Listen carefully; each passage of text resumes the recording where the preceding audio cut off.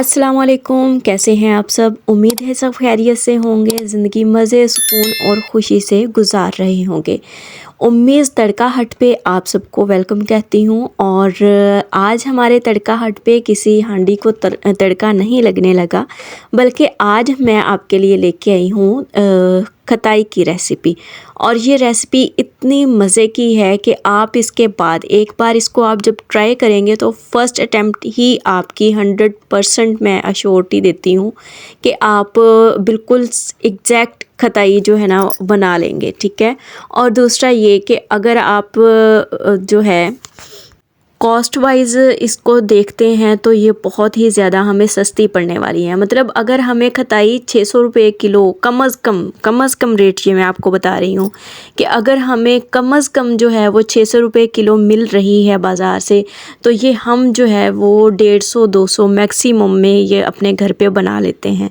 तो चलिए आज की रेसिपी हम स्टार्ट करते हैं। और रेसिपी जो है ये स्टार्ट करने से पहले मैं आपको बता दूं कि एक एक स्टेप इसका बहुत ज़्यादा इम्पोर्टेंट है, लिहाजा आपने एक भी स्टेप जो है वीडियो का वो आपने मिस नहीं करना। इसमें आपको बताएंगे कि कौन कौन सी गलतियां हैं जो अगर आप करेंगे तो आपकी खताइयाँ ठीक नहीं बनेंगी, और कौन कौन से ऐसे ट्रिक्स हैं जो आप लगा के ईज़िली इस काम को कर सकते हैं। तो प्री हीट करने के लिए हमने अपनी कढ़ाई को सबसे पहले तो रख देना है। और बहुत ज़्यादा हमें क्योंकि टाइम नहीं लगता इसका अमेज़ा बनाने के लिए, तो इसलिए हमने अपनी कढ़ाई जो है उसको पहले ही, कढ़ाई पतीला जो भी आप यूज़ करना चाहें या ओवन यूज़ करना चाहें, तो प्री हीट होने के लिए उसको पहले से आप ऑन कर दें, ठीक है। उसके बाद आपने अपना मैदा और बेसन जो हमें इंग्रेडिएंट्स चाहिए इसके लिए, आपने उनको छान लेना है ताकि उसमें किसी किस्म की गुठलियाँ वगैरह हों तो वो ख़त्म हो जाएं।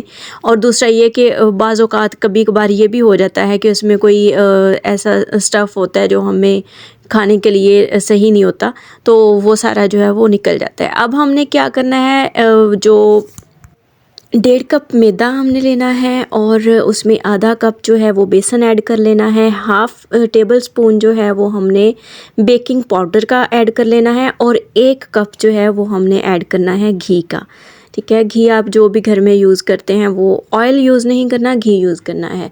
और इसको हमने इसका मिक्सचर बना लेना है, और इस तरह से बनाना है कि हर तरफ जो घी है ना वो इक्वल चला जाए। तो इसको आपने अच्छे से जो है ना, ये जब हम इसको बनाते हैं तो बिल्कुल स्टिकी नहीं होता, ये बस ये होता है कि बन जाता है, मतलब घी जो होता है ना उसकी वजह से ये सेपरेट हो रहा होता है, ठीक है। हर चीज़ इसमें सेपरेट हो रही होती है, बस ये कि थोड़ा थोड़ा सा जो है ना घी की वजह से ये गीला गीला सा हो जाएगा। उसके बाद इसको हमने ज़्यादा देर रखना नहीं होता, और साथ ही हमने जो है ना अपने बिस्किट बनाना स्टार्ट कर देने हैं, खताइयाँ बनाना स्टार्ट कर देनी है। ये खताइयाँ जो हैं ये आप अगर चाहें कि एक ही जगह पे हम रख के तो उसकी कटिंग वगैरह कर लें, तो ये वाली ट्रिक इस पे अप्लाई नहीं होती।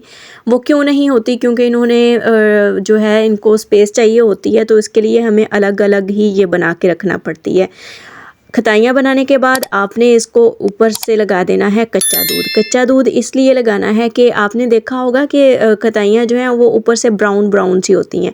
अगर हम कच्चा दूध नहीं लगाते तो वो वाला कलर नहीं आता है इनका, तो इसलिए आपने इनके ऊपर कच्चा दूध ज़रूर लगाना है। उसके बाद क्या है, आपने इनके ऊपर लगा देना है खसखस, तिल, जो भी आप मेवे वगैरह पसंद करते हैं वो लगा दें। तो हमारे घर में किसी को खसखस पसंद है, किसी को तिल पसंद है, तो ये सारा कुछ जो भी आपने लगाना हो वो लगाएं। और प्री हीट की हुई आपने कढ़ाई में उसको रख देना है।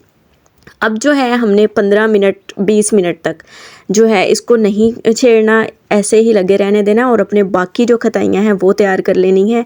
और ये देखें यहाँ पे मैं आपको एक ही टाइम में जो है ना कह रही थी कि कटिंग नहीं हमने करनी, तो वो मैं आपको करके दिखाती हूँ। अगर आपने करनी भी है तो आपने इस तरह से इसकी कटिंग करनी है कि साइड्स पे इनको स्पेस मिले, ठीक है। ये देखें जब हम ऐसे ही रख के इसको करेंगे कटिंग, तो ये कटिंग तो हो जाएगी और हमें लगेगा कि हाँ बस ये ऐसे ही जो है ना बेक भी हो जाएंगी, तो नहीं, इनको स्पेस चाहिए होती है, हर तरफ से इन्होंने फूलना होता है।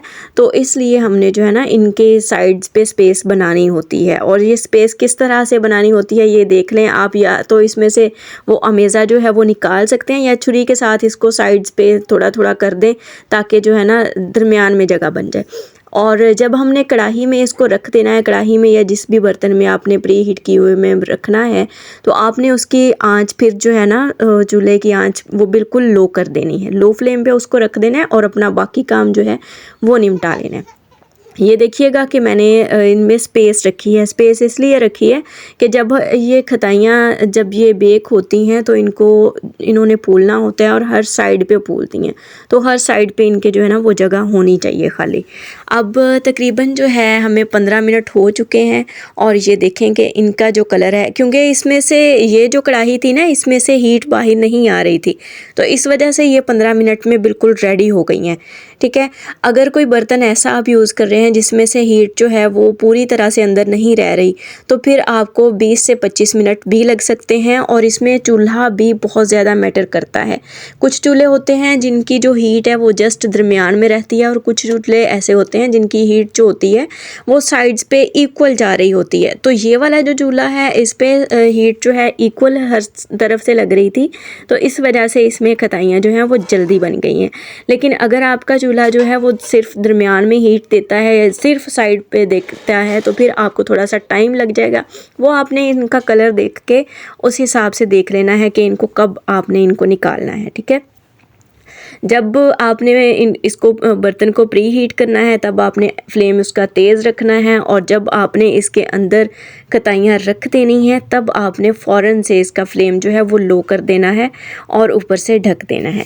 इसी तरह से हम अपनी सारी खताइयाँ हैं जो हैं वो तैयार कर लेंगे, उनकी कटिंग वगैरह।